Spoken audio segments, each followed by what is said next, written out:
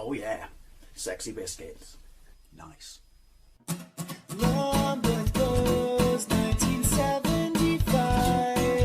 A YouTuber's on the rise. Reviewing games, and sometimes friends. But Long Boys Blues, 1975.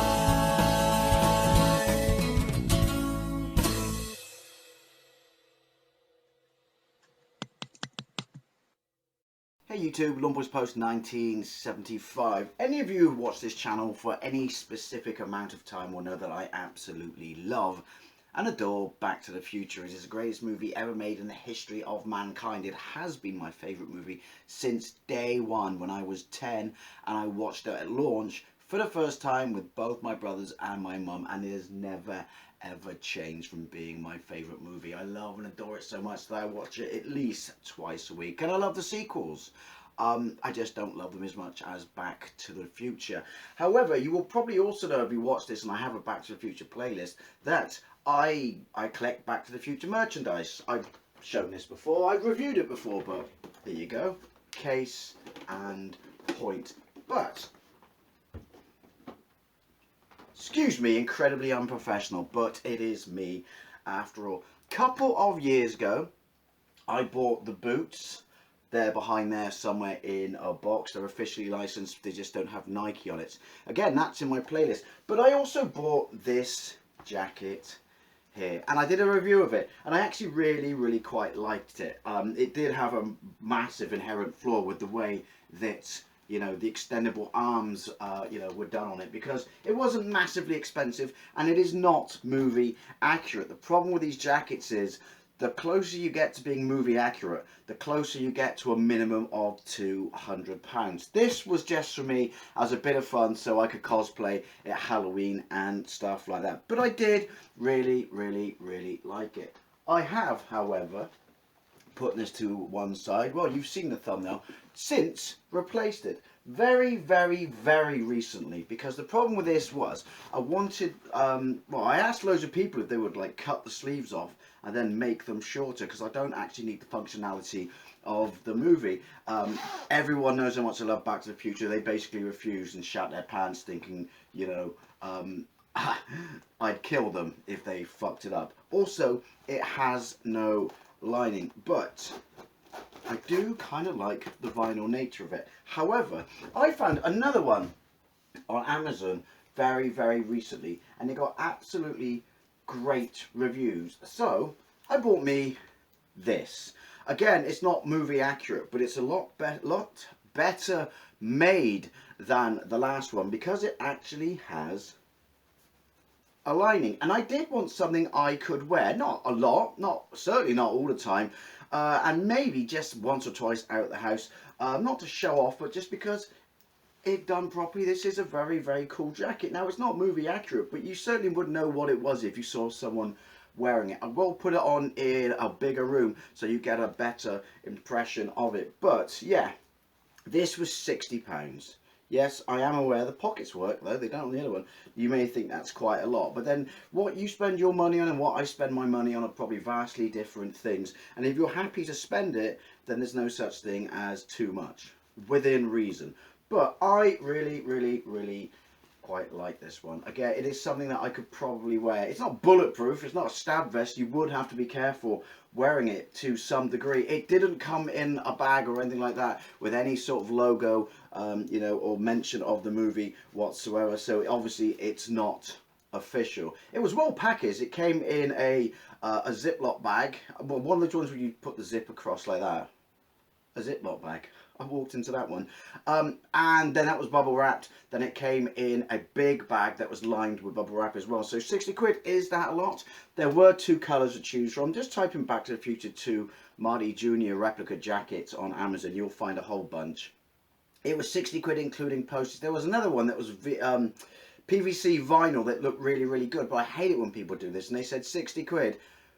But then they wanted 20 quid postage, even though it was coming from within the United Kingdom. Just tell me the bloody price. Just tell me the bloody price.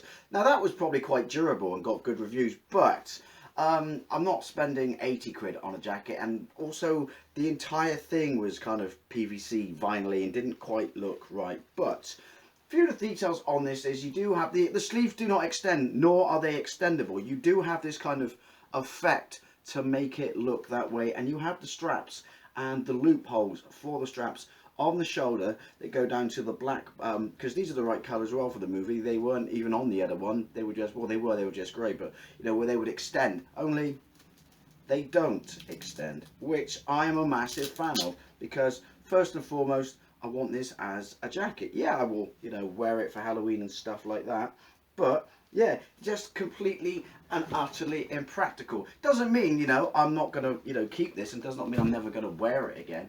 But yeah, I honestly think, I mean, you're probably looking at it and going, 60 quid, that's a lot of money for that. And like I said, if you're not into Back to the Future, I can see why you would think that. But to me, I mean, think what you buy for 60 quid. Stamp a bloody designer name on anything, and you just bought something that's made in a sweatshop in China where they pay someone a penny a week. Possibly this may have been made in the same sweatshop, but the point is, I'm completely fine with it, especially since, you know, lined and these work. So anyway, this was just a quick little video. I'm going to put it in the other room and put it on, and we're going to see what it looks like while I actually wear it. If you want, like I said, if you're interested in one of these, just go, literally just go on Amazon. I mean, there's probably better places. There's probably an official website with people who make merchandise and stuff like that. But I didn't really want to go much more expensive than that. I will say, by the way, these that hang a bit weird here is simply because it's got a coat hanger in it, because it was all creased, still creased to a fair bit when I got it through the mail. So I hung it as a coat hanger to, you know, obviously let the creases come out, and hung it in front of, you know, the sun in a window. So these, once you're on you, they don't kind of, you know, slip either side and kind of string up, if that makes sense. Anyway, let's put it on in the other room and see what it looks like while I'm wearing it. So here we go. The zip does actually function. The waist is elasticated, as are the sleeves. There's some sort of kind of rubbery or rubberized material, whereas the sleeves themselves are just material. As I said, these straps do absolutely nothing apart from make it look like the movie, but that's one of the reasons I bought this jacket and wanted to upgrade from the other jacket, was so I could actually wear it. This is what I mean, once you straighten these out on the shoulder, if you're not got like the coat hanger there, they sit properly and look quite nice. It's not particularly movie accurate. I mean, it's a tribute band. It looks the part, at least to me. I would have preferred if this was vinylized, but then it probably would have got, you know, starting to get a lot more expensive. The pockets work. The zip works. Like I said, it's lined. It's also lined in the sleeves. These are a bit snug, I'm not going to lie, as is this. Now, this is a medium. I take mediums in everything I wear, whether it's a t-shirt, an actual shirt, you know, a jumper, a sweatshirt, a jacket. I take mediums. I did hear someone say in the comments section, which they did say on my other jacket to be fair, which is order a size above the size you would actually wear. I personally think it looks fine. It does come down to my waist. You could say it's a little, pull my t-shirt up, a little snug when you zip it up. To be fair though, I would wear it open. Honestly, I can do opposite without adult help, but I mean, I think it's a decent fit. I really do. When you stretch your arms, they don't like come out or anything like that. I mean, have a look around the entire jacket. It's not particularly movie accurate, but I don't care. I like it, again, because, well, I mean, 60 quid too much? See prior statement. Yeah, it's because of the lining, stuff like that. It's basically an everyday wearable jacket. So I'm extremely happy.